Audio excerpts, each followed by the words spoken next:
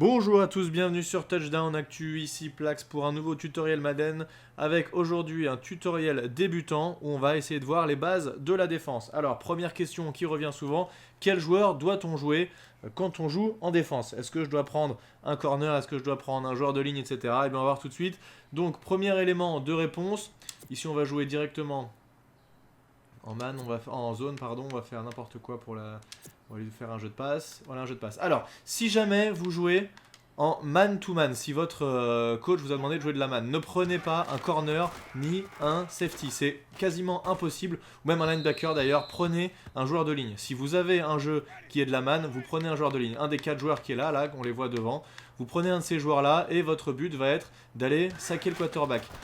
Si c'est une passe évidemment, si jamais c'est une course, c'est d'arrêter la course. Pourquoi je vous dis ça? Parce que marquer un joueur en homme à homme dans Madden, quand on est un corner ou un DB ou un linebacker, c'est quasiment impossible et on se fait quasiment avoir à tous les coups, à moins que vous soyez vraiment ultra chaud, pourquoi pas, hein, vous pouvez essayer, mais c'est vraiment difficile, donc je vous conseille de prendre plutôt un joueur de ligne. Si jamais vous jouez de la zone, comme c'est le cas ici, idem, je vous conseille de ne pas trop prendre un corner, c'est assez difficile. Par contre, vous pouvez jouer un linebacker. Un linebacker, c'est assez facile à diriger. Généralement, les joueurs qu'il faut couvrir sont des joueurs pas trop rapides et les zones qui sont à prendre, c'est des zones plutôt courtes et qui demandent pas trop de déplacement. Vous voyez, là, je reste, ma zone, c'est une zone milieu du terrain, donc j'ai pas beaucoup besoin de me déplacer.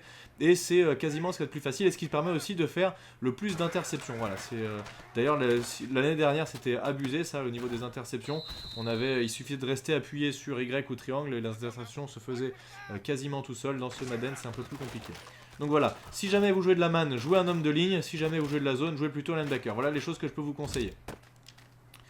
Ensuite, les boutons, vous avez vu là, les boutons sur lesquels il faut appuyer pour intercepter quand une balle est en l'air, vous appuyez sur Y. Ça, c'est la méthode la plus simple pour que votre joueur essaye de plonger sur la balle et aille intercepter une balle. Si jamais vous voyez que par contre votre défenseur est vraiment pas en bonne position et qu'il a quasiment aucune chance d'intercepter, allez plutôt chercher ce qu'on appelle...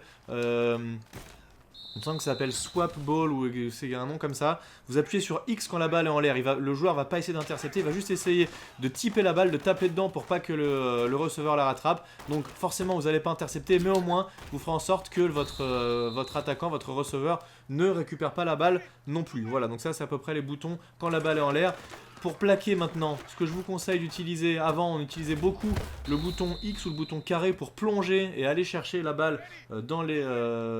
plonger, aller chercher loin pardon, le receveur ou le running qui avait la balle, et essayer de lui faire perdre un maximum de terrain et même tenter de lui faire un hit stick, c'est-à-dire un choc très violent qui pouvait lui faire lâcher la balle. Là dans cette version 18 de Madden, on n'a plus trop ce cas-là et de faire comment dire un plongeon, ça va pas forcément lui faire un hit stick, il faut plutôt utiliser le joystick. Donc pour faire un plaquage et pour essayer d'en louper le moins possible, je vous conseille d'utiliser A. C'est ce qu'on appelle un plaquage, on va dire assuré, où vous attrapez le mec, et c'est plutôt un plaquage rugby, c'est pas vraiment un plaquage où vous défoncez le mec, mais c'est plutôt un plaquage où vous assurez le contact et vous avez de grandes chances de réussir le plaquage. Voilà, donc avec A sur Xbox ou la croix sur PlayStation.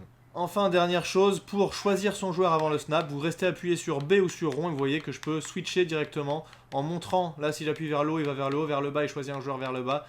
En faisant ça, ça me permet de switcher et d'aller vers le joueur que je veux. Si j'appuie une fois sur B, il va simplement changer de joueur, mais si je reste appuyé et que je bouge mon joystick dans la direction que je choisis, il va directement prendre le bon joueur. Donc voilà, ça c'était les différents boutons et les différents rôles à jouer pour assurer une défense à peu près potable. Maintenant on va voir comment choisir son jeu. Alors, il y a différents types. On va aller dans le Choose New Play. Là on est dans le menu entraînement, donc il y a des choses qui apparaissent pas, mais je vais quand même vous l'expliquer. Le plus basique, on va dire, c'est de faire par play type, ça veut dire le type de jeu. Donc là, vous allez voir si je choisis play type, on voit tout en haut, il me dit man coverage, ça veut dire de la couverture en homme à homme. Si je vais sur la droite, zone coverage, de la couverture de zone. Et enfin, le blitz. Blitz, je peux choisir si je fais de la man blitz, donc avec des blitz, mais avec mes défenseurs en man-to-man, ou avec des zones et mes défenseurs en couverture de zone. Donc ça, c'est les principales défenses. Je trouve que c'est beaucoup plus simple d'appeler une défense comme ça que par concept ou par formation. Ça en dit pas forcément beaucoup la formation, mais si vous allez par play type, ce sera beaucoup plus facile de choisir. Si vous voyez que votre adversaire lance beaucoup de passes et des passes longues, etc. Vous allez faire plutôt des zones avec des zones profondes. Si vous voyez que votre adversaire fait beaucoup de courses, vous allez plutôt choisir soit des zones courtes, soit de la manne avec des blitz ou ce genre de choses. Voilà, donc c'est plus simple de choisir à travers ce play type. Maintenant, ce qu'on voit pas ici, mais ce qu'on voit en match, c'est que on vous propose aussi de choisir des défenses en fonction de ce que fait votre adversaire. Donc là, on va le voir tout de suite. Je vais vous montrer une petite image de match. Vous pouvez choisir par exemple si vous voulez de la défense. Donc là on vous dit si votre adversaire joue par exemple beaucoup de passes courtes, et ben vous avez des défenses qui vous sont proposées pour contrer justement ces passes courtes. Idem si on vous dit si vous voyez que votre adversaire fait beaucoup de courses sur les extérieurs et que ça marche bien, et ben voilà, vous avez des défenses qui s'adaptent aux courses sur les extérieurs, etc. etc. Donc c'est parfait pour quand on s'y connaît pas très bien et qu'on n'est pas trop sûr de ce qu'on veut faire, on sait juste ce que fait notre adversaire, on sait qu'il abuse de tel ou tel type de jeu, et bien on va aller directement dans le menu qui correspond au type de jeu qu'a notre adversaire, et on a la console qui va nous proposer une défense adaptée pour contrer ce type de jeu. Enfin, dernière chose à savoir en défense qui est très importante, vous avez arrivé à savoir ce que va faire votre adversaire et que vous voulez défendre efficacement contre ce jeu-là. Le mieux que je connaisse, c'est de faire LT sur Xbox ou L2 sur PlayStation, et vous avez à droite Guess Play. Ça veut dire que vous allez deviner le jeu de votre adversaire. Vous savez par exemple qui va faire une passe parce que, je sais pas, vous jouez contre un adversaire en mode en ligne et il fait que des passes depuis le début du match, donc il n'y a pas de raison que d'un coup il switch sur autre chose. Et bien voilà, vous allez faire Guess Play, je devine le jeu, et avec le joystick droit, vous allez appuyer sur passe.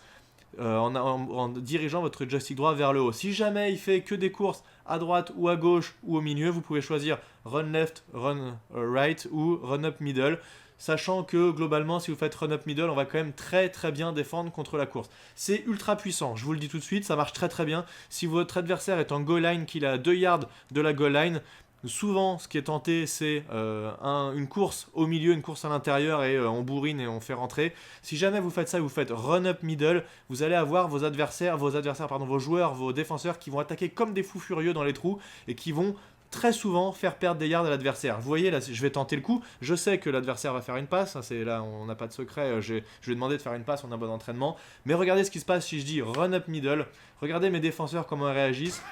Boum, ils foncent comme des bourrins, même les safety, hein, ils foncent là, bon, ils voient qu'effectivement, il y a une mauvaise lecture, donc ils vont faire marche arrière, mais c'est trop tard, quasiment, ça engage beaucoup. Si vous faites un run-up middle et que finalement votre adversaire fait de la passe, il y a beaucoup de chances que ce soit aidé derrière. Donc il faut utiliser ça avec parcimonie, uniquement quand vous êtes sûr de ce que va faire l'adversaire. Typiquement, vous êtes en 4ème et 1 et votre adversaire choisit de la jouer, il y a quand même pas mal de chances qu'il aille faire un jeu en course ou qu'il fasse un QB sneak ou un petit truc un peu pourri comme ça. Et là, vous utilisez run-up middle et il y a beaucoup de chances de les faire perdre des yards.